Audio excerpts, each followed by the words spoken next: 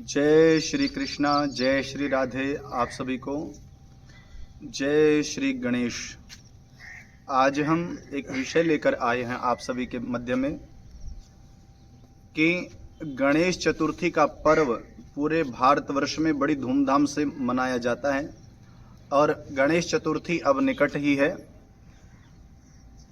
अब की बार श्री गणेश चतुर्थी 7 सितंबर 2024 को हम मना रहे हैं। मेरा एक निवेदन है आप सभी से, श्री गणपति चतुर्थी के दिन आप सभी भक्तजन गणेश भगवान की पूजा करते हैं। बड़े बड़े पंडाल सजते हैं, बड़े बड़े लोगों को बुलाया जाता है, महोत्सव मनाया जाता है, अच्छी बात है। लेकिन जब गणपति महोत्सव पूर्ण हो जाता है तो हम सब क्या करते हैं, श्री गणेश भगवान जी की जो प्रतिमा हम मिट्टी की स्थापित करते हैं उस प्रतिमा को हम विसर्जन करते हैं और विसर्जन करने की अच्छी व्यवस्था नहीं कर पाते हैं।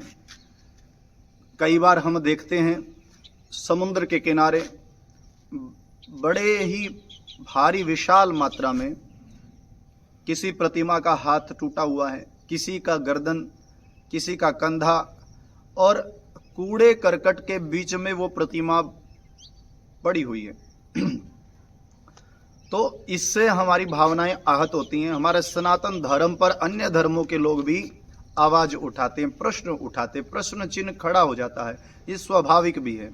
हमारी आत्माएं भी, हमारे हृदय में बड़ी वेदना होती है, बड़ा दुख होता है वो सब दृश्य देख करके। आप सभी से हाथ जोड़ करके निवेदन है कि देखी आप श्री गणेश भगवान की प्रतिमा को स्थापित ना करें। यदि आपके पास उचित व्यवस्था हो तो ही प्रतिमा आप स्थापित करें। और यदि आपकी भावना है श्री गणेश भगवान को अपने घर बुलाने की, तो आपको एक मैं सुंदर सा सुझाव दे रहा हूं। आपको अच्छा लगे तो आप इसे अपनाइएगा। आप गणपति महाराज की 9 इंच की कोई भी धातु की प्रतिमा लेकर आइए। जो संगठन है, जो समूह है, उनकी मैं बात कर रहा हूँ। जो सब संगठन है, समूह है, वो ऐसा कर सकते हैं। तो उन प्रतिमा को आप स्थापित कीजिए बड़ा विधिवत ढंग से, किसी विद्वान ब्राह्मण से उसकी स्थापना करवाइए और उसकी 7 दिन 5 दिन बड़ी सुंदर व्यवस्था से पूजा करवाइए, पूजा कीजिए। सर्वतोभद्र मंडल इत्यादि पूरी वेदिका बनाकर गणपति अथर्व शीर्ष का पाठ करवाएं। रात्रि के समय भजन कीर्तन जो भी आप उत्साह करना चाहें करें। जिस दिन विसर्जन होना हो उस दिन उस प्रतिमा को मंडल के सदस्य आपसी सहमति से एक ड्रा सिस्टम से कुछ पर्चियां डालें, सबके नाम लिखकर, और उस पात्र में डाल दें सबकी पर्चियां, और किसी एक व्यक्ति से या किसी बच्चे से वो पर्चियां निकालें। जिस व्यक्ति का नाम निकले उस व्यक्ति के घर वह प्रतिमा जाए। गणपति जी महाराज सदा सदा के लिए हमारे घर में रहें, हमारा मार्गदर्शन करें। दूसरी व्यवस्था, दूसरा सुझाव क्या है, हमारे बरवाला में माँ भगवती जागरण मंडल के द्वारा अब की बार एक ऐसी व्यवस्था की गई है। हमने सुझाव दिया था उनको और सब लोग इस बात पर सहमत हुए कि हम जो दरबार है, जो जागरण इत्यादि में दरबार लाते हैं, वो दरबार लेकर आएंगे।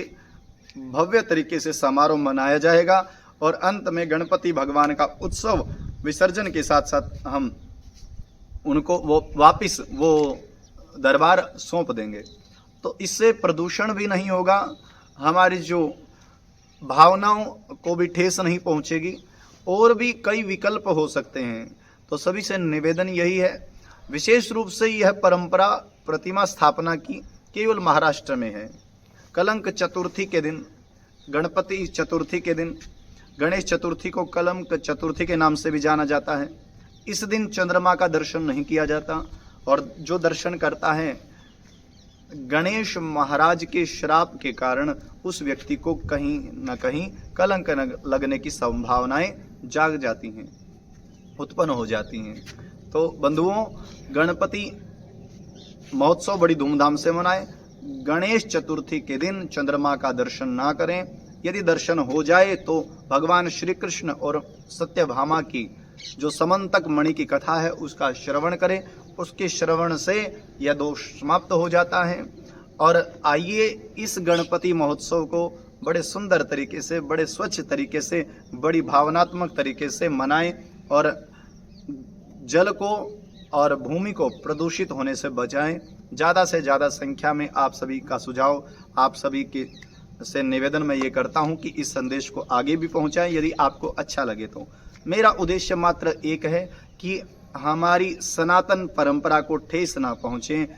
हमारी जो हम देवता जिसकी 10 दिन तक लगातार पूजा करते हैं बड़े सुंदर भाव से, उस देवता का कहीं भी अपमान ना हो, ये मेरी भावना है। इस भावना के साथ मैं ये वीडियो बना रहा हूँ। आप सभी से निवेदन कर रहा हूँ, करबद्ध निवेदन है कि गणपति जी महाराज की स्थापना वही करे जो उचित विसर्जन की व्यवस्था कर सके। जय श्री गणेश भगवान, जय श्री कृष्ण, जय श्री राधे।